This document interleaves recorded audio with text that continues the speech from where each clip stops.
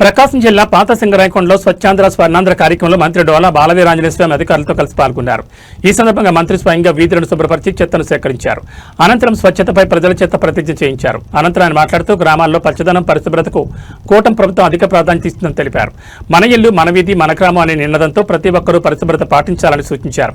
గతంలో ఎన్నడూ లేని విధంగా కూటమి పాలనలో గ్రామాల్లో పెద్ద ఎత్తున అభివృద్ధి సంక్షేమ కార్యక్రమాలు చేస్తున్నామని మంత్రి స్వామి వెల్లడించారు.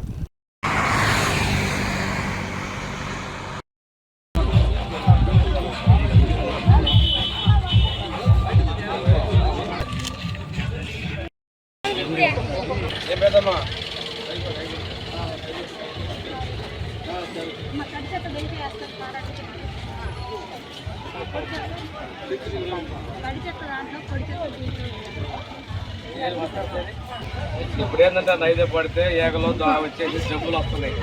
ఎవరైతే ఆడ ఉండకుండా ఇది మనకి ఏదైనా పంచాయతీ వాళ్ళ బండి తీసుకెళ్తుంది.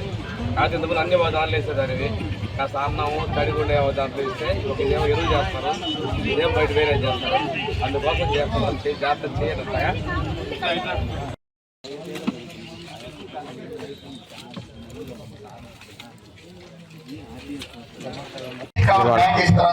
ఇవాళ సాయంత్రం అన్ని గ్రూపులు పెట్టగలరా పెట్టేసి తర్వాత లీడర్స్ పిలిపించి అండగా ఉండాలని మన ఆలోచన. అదేవిధంగా ఎంతమంది పిల్లలు చదువుకుంటే అంతమందికి తల్లికి వందన డబ్బులు పడ్డాయి. వచ్చినాయా? అంతకుముందు ఒక్కరికి ఇచ్చారు 13,000. మనం కొంతమందికి 4 పిల్లలు ఉన్నారు, 5 పిల్లలు ఉన్నారు.